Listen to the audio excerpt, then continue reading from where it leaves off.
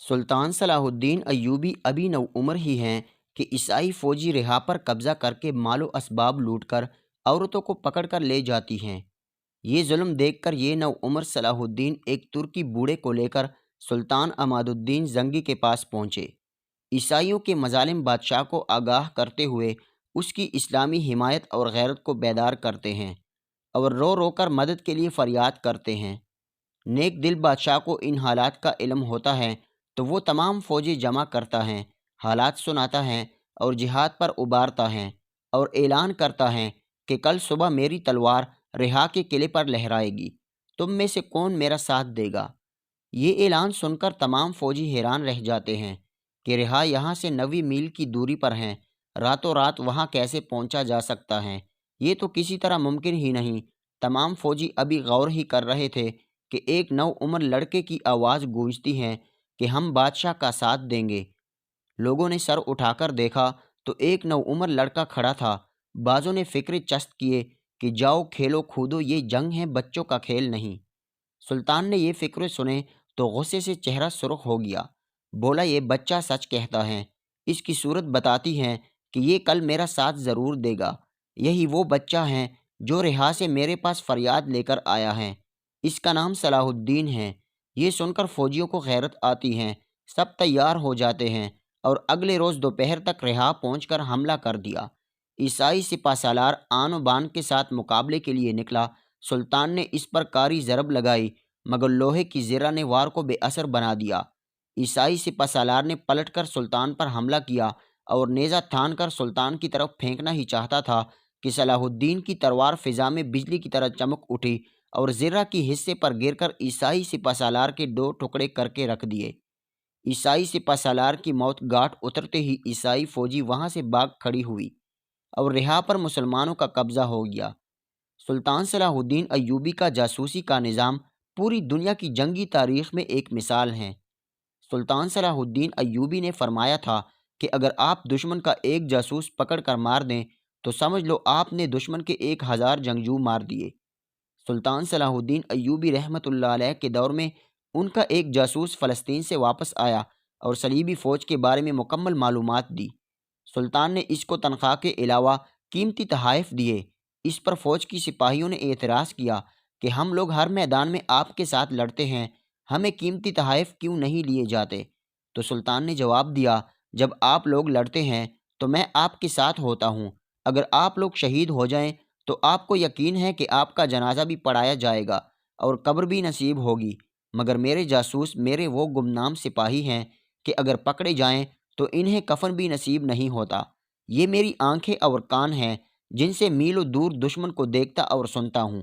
اگر یہ چاہیں تو اپنے ایمان کا سودا کر کے میرے لیے شکست کا باعث بن سکتے ہیں، مگر وطن سے دور دشمن کے اندر رہ کر یہ لوگ اپنا ایمان نہیں بیچتے اور حضرت محمد صلی اللہ علیہ وسلم کے دین کے لیے اپنی جان ہر وقت ہتھیلی پہ رکھتے ہیں، اس لیے یہ تم سے زیادہ انعام کے مستحق ہیں۔ سلطان صلاح الدین ایوبی رحمۃ اللہ علیہ نے ہر طرف جہاد میں بھرتی کا اعلان فرما دیا۔ پھر آپ لشکر لے کر تبریہ کی طرف بڑھے اور بزور جنگ اسے فتح کر لیا۔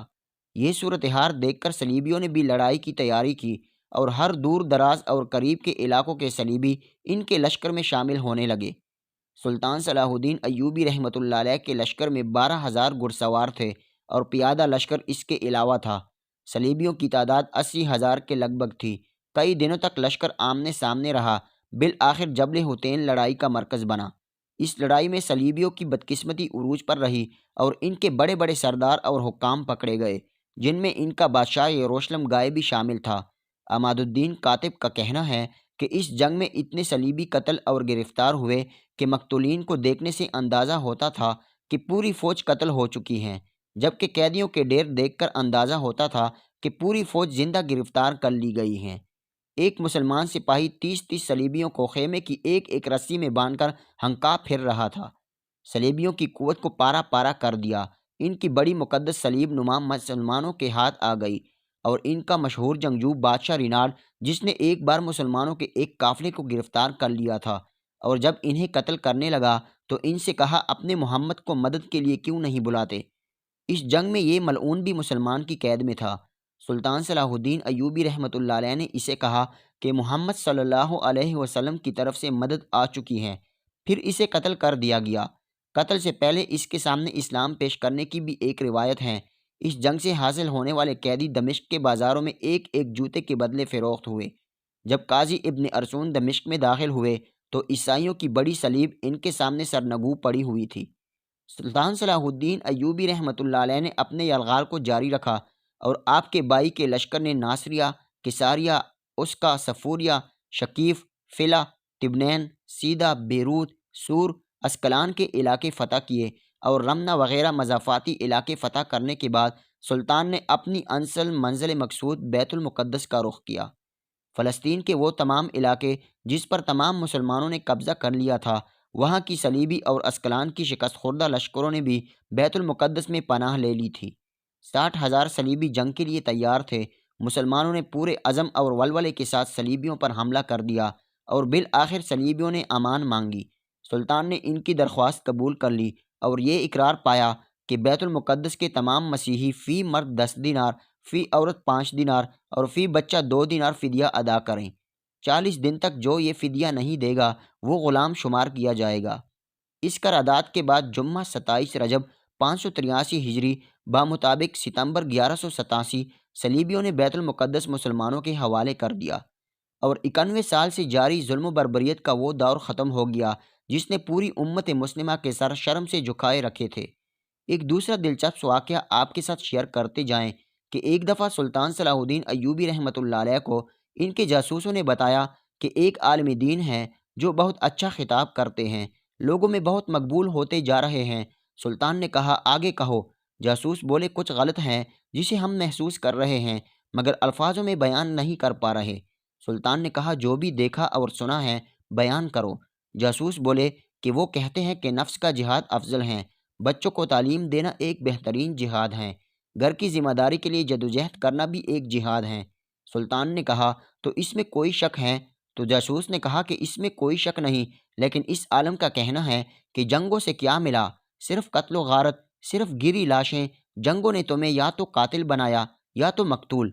سلطان بے چین ہو کر اٹھے، اسی وقت عالم سے ملنے کی ٹھان لی، ملاقات بھیس بدل کر کی اور جاتے ہی سوال کر دیا کہ جناب ایسی کوئی ترکیب بتائیں کہ بیت المقدس کو آزاد اور مسلمانوں کے خلاف مظالم کو بغیر جنگ کے ختم کرایا جا سکے۔ عالم نے کہا دعا کریں۔ سلطان کا چہرہ غصے سے لال ہو گیا، وہ سمجھ چکے تھے کہ یہ عالم پوری طرح صلیبی فوج سے بھی زیادہ خطرناک ہیں۔ سلطان نے سب سے پہلے اپنے خنجر سے اس کی انگلی کاٹی تو وہ بری طرح چیخنے لگا۔ اب سلطان نے کہا کہ اصلیت بتاتے ہو یا گردن بھی کاٹ دوں۔ پتہ چلا کہ وہ سفید پوش عالم ایک یہودی تھا، یہودیوں کو عربی بخوبی آتی تھی، جس کا اس نے فائدہ اٹھایا۔ سلطان نے پایا کہ اس کے جیسا درس اب عام ہوتا چلا جاتا ہے۔ بڑی مشکل سے یہ فتنہ روکا جا سکا۔ یہ فتنہ اس وقت بھی پوری آب و تاب سے رواں دواں ہے۔